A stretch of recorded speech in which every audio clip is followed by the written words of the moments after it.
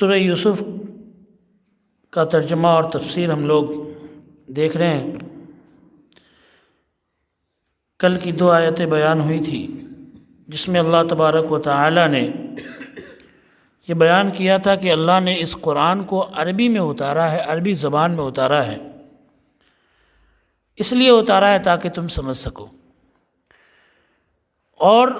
اللہ تعالیٰ نے ایک طرح سے پوری امت کو کہا ہے، پوری دنیا کے لوگوں کو کہا ہے کہ عربی زبان میں اللہ نے اس لیے اتارا کہ تم سمجھ سکو۔ حالانکہ ہماری زبان عربی نہیں ہے، اور نہ ہی دنیا میں بہت سارے لوگ ایسے ہیں جن کی زبان عربی ہے، لیکن اس کے باوجود بھی اللہ نے یہ کیوں کہا کہ تم سمجھ سکو؟ اس لیے کہ اللہ تعالیٰ نے جس زبان میں اس کو اتارا ہے، یہ ایک ایسی زبان ہے، ایک ایسی بھاشا ہے عربی، جو اللہ تبارک و تعالیٰ قیامت تک اس کو جاری رکھے گا، قیامت تک باقی رکھے گا، اور اللہ تبارک و تعالیٰ اس کو سمجھنے والا اور اس کے معنی اور مطلب کو بتانے والا قیامت تک رکھے گا۔ عربی زبان کو سننے والا، سمجھنے والا، پڑھنے والا، لکھنے والا، اس لیے اللہ تعالیٰ نے اس زبان میں قرآن کو اتارا، قرآن کو نازل کیا۔ اور یہ زبان جنتیوں کی زبان بھی ہوگی، بلکہ اس دنیا سے جتنے لوگ مر کر جاتے ہیں ان سب سے فرشتے سوال کریں گے عربی زبان میں ہی، اور لوگ خود سے عربی زبان میں وہ جواب بھی دیں گے، چاہے وہ کیسا بھی جاہل ہو، کسی بھی بھاشا کا پڑھا لکھا ہو، لیکن مرنے کے بعد میں اس کی زبان عربی زبان ہو جائے گی، جنت میں بھی عربی زبان بولی جائے گی، اور پھر لوگ قبر میں بھی سوال جواب جو ہوگا فرشتوں کے ذریعے سے وہ بھی عربی میں کریں گے، اور وہ خود سے اللہ تعالیٰ لوگوں کی زبان پر چالو کر دے گا، جاری کر دے گا۔ تو اس لیے اس زبان کے اندر اللہ تعالیٰ نے قرآن پاک کو اتارا کہ جب دنیا کی ساری زبانیں، دنیا کے سارے بھاشے ختم ہو جائیں گے تو یہ زبان، یہ بھاشا باقی رہے گا۔ اب آگے اللہ فرماتا ہے نحن نقص علیک احسن القصص بما اوحینا الیک ھذا القرآن، کہ اے نبی ہم آپ کو ایک قصہ سناتے ہیں، کہانی سناتے ہیں، احسن القصص، جو سارے کہانیوں میں سب سے خوبصورت کہانی ہے، یا سارے قصوں میں سب سے خوبصورت اور سب سے اچھا اور سب سے پیارا قصہ ہے۔ بما اوحینا الیک ھذا القرآن، اس چیز کے ذریعے جو ہم نے آپ پر اتارا ہے یا وحی کی ہے، اس قرآن کو، اس قرآن کے اندر ہم آپ کو یہ قصہ، یہ کہانی سنا رہے ہیں۔ وَإِن كُنْتَ مِن قَبْلِ لَمِنَ الْغَافِلِينَ، اگرچہ آپ کو اس کے بارے میں پہلے خبر نہیں تھی۔ اس سلسلے میں کئی ساری ایسی روایتیں ملتی ہیں کہ یہودیوں نے نبی اکرم صلی اللہ علیہ وسلم سے اس بارے میں سوال کیا تھا، نبی صلی اللہ علیہ وسلم سے پوچھا تھا، ابراہیم علیہ السلام اور ان کے بیٹے اسماعیل علیہ السلام اور یعقوب علیہ السلام اور یوسف علیہ السلام، ان سب کے بارے میں یہودیوں نے پوچھا تھا۔ تو یوسف علیہ السلام کے بارے میں بھی انہوں نے پوچھا، چونکہ ان کا سوال کا مقصد جو تھا یہودیوں کا، وہ صرف اور صرف پریشان کرنا تھا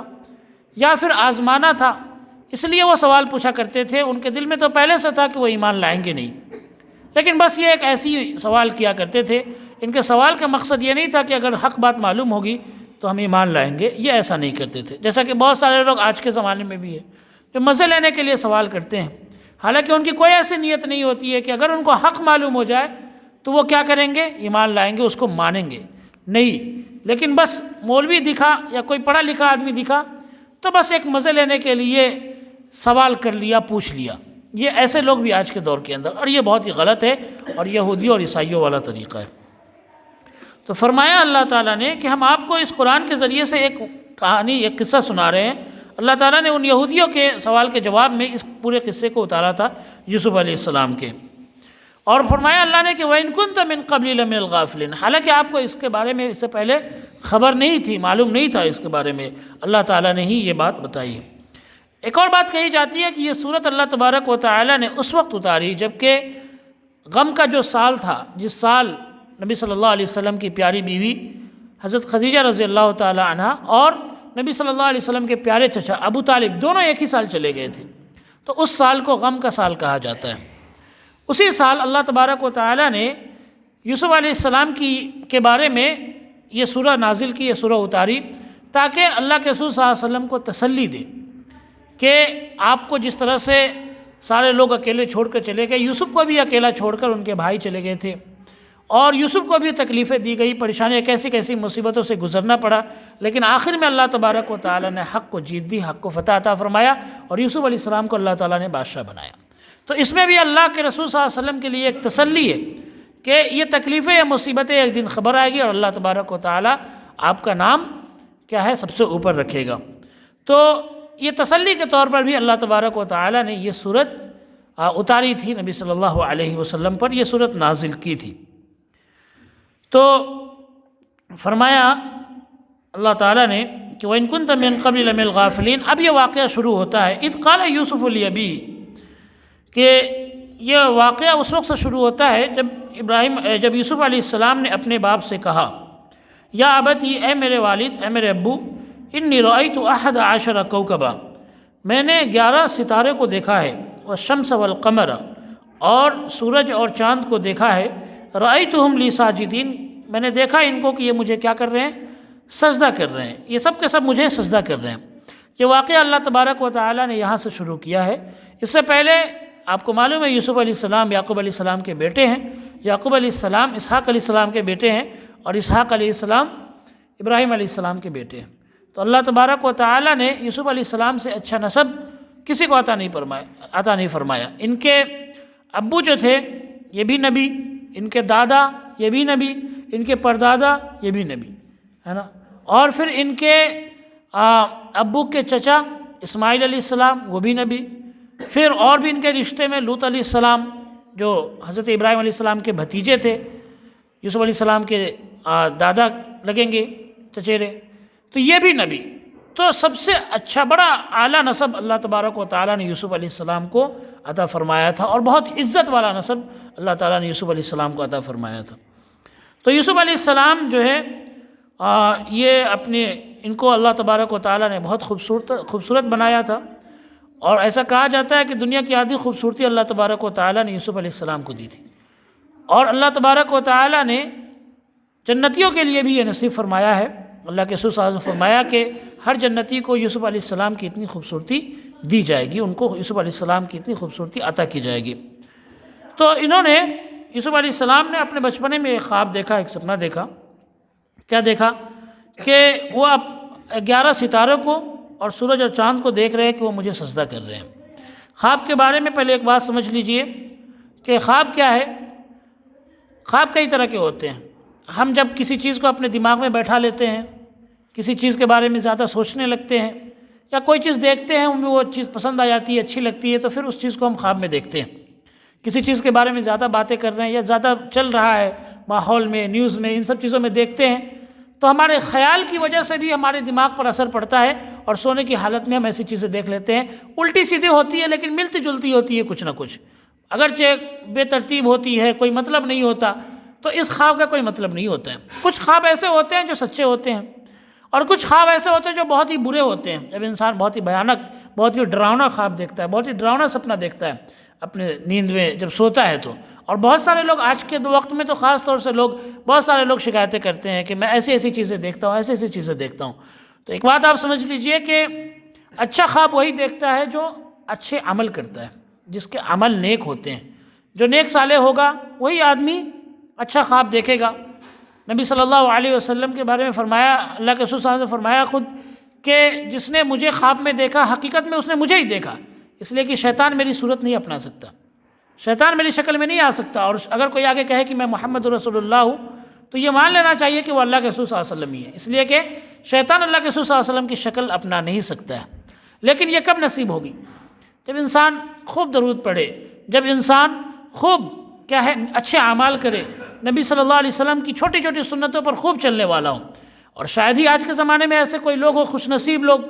آج کے دور کے اندر، پہلے جو صحابہ کرام تھے یا تابعین تھے، ان کے بعد کے جو بڑے بڑے علماء کرام تھے، ان کا معاملہ ایسا تھا کہ وہ روزانہ کیا دیکھتے تھے؟ وہ خواب میں نبی صلی اللہ علیہ وسلم کو دیکھتے تھے۔ مصر کے اندر زینب الغزالی تھی، جن کو بہت تکلیف سے گزارا گیا، ان کو جیل میں بھی ڈالا گیا۔ ان کو جب تکلیفیں دی جاتی تھی، ان کو برف کے اندر سلایا جاتا تھا، برف کے اندر سلایا جاتا تھا۔ ایسی حالت میں ان کی آنکھ لگتی تھی تو نبی صلی اللہ علیہ وسلم خواب میں آ کر ان کو تسلی دیا کرتے تھے۔ تو ہے ایسے لوگ جو نبی صلی اللہ علیہ وسلم کو خواب میں دیکھتے، لیکن اس کے لیے بہت اعلیٰ درجے کا ایمان چاہیے، اور ایسے کم قسمت والے لوگ ہیں، خوش نصیب ہے وہ لوگ جنہوں نے نبی صلی اللہ علیہ وسلم کو خواب میں دیکھا یا پھر جو دیکھ رہے ہیں۔ تو خواب میں اگر کوئی آدمی نبی صلی اللہ علیہ وسلم کو دیکھے تو واقعی میں نبی صلی اللہ علیہ وسلم کو دیکھ رہا ہے۔ اگر کسی نے برا خواب دیکھا ہے تو برے خواب میں صاف مسئلہ یہ ہے، اللہ کے رسول صلی اللہ علیہ وسلم نے فرمایا کہ جب کوئی تم میں سے ایسا خواب دیکھے جو اسے پسند نہ ہو، ڈراؤنا خواب دیکھے، بھیانک خواب دیکھے، تو 3 کام کرے۔ پہلے تو یہ کہ وہ کروٹ بدل لے۔ خواب دیکھنے کے بعد نیند ٹوٹتی ہے، اچانک آدمی ڈر جاتا ہے، اٹھے، خواب اپنے کروٹ کو بدل لے، جس کروٹ سویا اس کروٹ کو چینج کر کے دوسری کروٹ پہ سو جائے۔ اور دوسری چیز یہ کہ وہ اعوذ باللہ من الشیطان الرجیم پڑھے اور اللہ سے پناہ مانگے ایسے برے خواب سے۔ اور پھر تیسری چیز یہ کہ اپنے بائیں کاندھے پر 3 مرتبہ تھوک لے، بائیں کاندھے پر 3 مرتبہ تھوک لے، تو اللہ کے رسول صلی اللہ علیہ وسلم نے فرمایا کہ اللہ تبارک و تعالیٰ اس پریشانی سے اس کو دور کر دے گا۔ اور آپ اس کو تجربہ کر کے دیکھیں، واقعی میں آپ کے ساتھ ایسا ہوگا کہ پھر آپ دوبارہ اس خواب کو نہیں دیکھیں گے، یا دوبارہ برا خواب نہیں دیکھیں گے، پھر اس کے بعد سکون سے آپ کو نیند آئے گی۔ اب برا خواب کیوں دیکھتا ہے آدمی؟ اگر انسان دعائیں پڑھ کے نہیں سو رہا ہے، انسان الٹی سیدھی حرکتیں کر کے سو رہا ہے، موبائل میں غلط چیزیں دیکھ کر سو رہا ہے، یا پھر وہ باتیں ادھر ادھر کی باتیں کر کے، ڈراؤنی باتیں کر کے سو رہا ہے، تو وہ پھر ظاہر سی بات ہے وہ تو ڈراؤنا خواب دیکھے گا، غلط خواب دیکھے گا ہی۔ لیکن انسان اگر سنت کے مطابق سو رہا ہے، بالکل نبی صلی اللہ علیہ وسلم جس طرح سوتے تھے اس طرح سے سو رہا ہے، دعائیں پڑھ کے سو رہا ہے، اور اپنے گھر کے اندر بھی دعائیں پڑھ کے دروازے بند کر رہا ہے، یہ تمام چیزیں کر رہا ہے، تو پھر اس کا کیا ہے، اچھے خواب بھی آتے ہیں اور وہ برے خواب سے بچتا ہے، اور اس کو سکون کی نیند بھی آتی ہے۔ اور اگر کوئی آدمی اچھا خواب دیکھ رہا ہے تو اس کو بیان کرنے کے بارے میں کئی سارے مسئلے ہیں کہ اس کو بتایا جائے یا نہ بتایا جائے۔ تو ایک بات یاد رکھے کہ خواب جو ہے وہی بتانے چاہیے جو اچھے خواب ہوں، اور اسی کو بتانے چاہیے جو اچھا آدمی ہو، عقل مند آدمی ہو۔ اس لیے کہ یہاں پر آگے آ رہا ہے کہ یعقوب علیہ السلام نے یوسف علیہ السلام کو منع کیا تھا کہ خواب مت بتانا، ہے نا۔ تو اچھے خواب اگر آ رہے ہیں تو آپ اس کو بتائیں جس کے بارے میں آپ کو یقین ہے کہ میرے اس خواب کو سن کر یہ آدمی حسد نہیں کرے گا، مجھ سے جلے گا نہیں، ہے نا۔ ورنہ اگر ایسا آدمی ہے جو برا ہے، جس کی فطرت بری ہے، آپ اس کو بتائیں گے تو پھر آدمی آپ سے جلے گا، آپ سے حسد کرے گا، کہے گا کہ یہ تو اچھے اچھے خواب دیکھ رہا ہے، بڑا آدمی بننے والا ہے نا۔ تو اپنے خواب کو اپنے حد تک ہی باقی رکھیے، اور اگر اچھا خواب ہے، اچھے عالم ہیں، پڑھے لکھے لوگ ہیں، عقل مند ہے، اور آپ کے لیے خیر خواہ ہیں، آپ کے لیے برائی نہیں سوچتے، ان کو آپ بتا سکتے ہیں، اس کا مطلب بھی آپ پوچھ سکتے ہیں۔ لیکن مطلب پوچھنے میں، مطلب بتانے والے کو بھی بہت دھیان رکھنا چاہیے۔ بہت سارے لوگ خواب کا جو مطلب آتا ہے وہ بتا دیتے ہیں، بہت سارے جاہل لوگ بڑے عالم بننے کے چکر میں خواب کا الٹا سیدھا مطلب بتا دیتے ہیں۔ تو اللہ کے رسول صلی اللہ علیہ وسلم نے فرمایا کہ اگر کسی نے خواب دیکھا ہے تو وہ خواب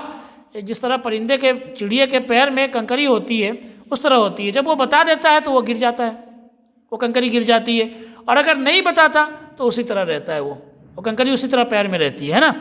تو اگر آپ بتا دیں گے اپنے خواب کو اور کسی نے غلط مطلب بتا دیا تو آپ کے دماغ میں وہ چیز بیٹھے گی، اور پھر آپ کے ساتھ میں وہی حادثہ پیش آئے گا، وہی چیز پیش آئے گی۔ تو خواب دیکھیں تو ایسے لوگوں کو نہ بتائیں جو اس کا مطلب نہیں جانتے، اور آج کے دور میں بہت کم ایسے لوگ رہ گئے ہیں، بلکہ عالم بھی بہت کم ایسے رہ گئے ہیں جو حقیقت میں خواب کا اچھی طرح سے مطلب بتا سکتے ہیں۔ خواب کے کچھ مطلب حدیثوں کے اندر بتائے گئے ہیں، جیسے اللہ کے رسول صلی اللہ علیہ وسلم نے فرمایا کہ اگر کسی نے خواب میں دودھ پیتے ہوئے دیکھا تو اس کا مطلب ہے کہ وہ بہت اچھا عالم بنے گا، بہت جانکار بنے گا، جس علم کا جس بھی راستے میں جائے۔ حضرت عمر رضی اللہ تعالیٰ عنہ نے خواب میں دیکھا تھا کہ وہ دودھ پی رہے ہیں، تو اللہ کے رسول صلی اللہ علیہ وسلم نے فرمایا کہ یہ علم کی تعبیر ہے،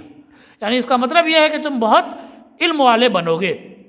تو یہ حقیقت ہوئی بھی۔ تو اگر کوئی انسان اس طرح کا خواب دیکھ رہا ہے، بہت سارے خواب ایسے ہوتے ہیں جس کا مطلب بالکل ہی الٹا ہوتا ہے، خواب کچھ اور ہے، اس کا مطلب بالکل ہی الٹا ہوتا ہے۔ اسی طرح کا خواب بیان کیا جاتا ہے کہ ایک عورت تھی جس نے بہت نیک خاتون تھی، بہت نیک عورت تھی، لیکن اس نے دیکھا کہ وہ سڑک پہ کھڑی ہے اور ہر آدمی آ کر اس کے ساتھ میں غلط کام کر رہا ہے۔ تو وہ صبح میں بڑی پریشان ہو کر اٹھی اور اس نے جا کر کسی بڑے عالم سے پوچھا کہ اس کا مطلب کیا ہے۔ تو اس عالم نے بتایا کہ اس کا مطلب یہ ہے کہ تم ایک مدرسہ کھولو گی اور تمہارے پاس سارے لوگ آئیں گے اور تم سے علم سیکھ کر جائیں گے، یہ مطلب ہے اس خواب کا۔ اور حقیقت میں وہ چیز ہوا بھی۔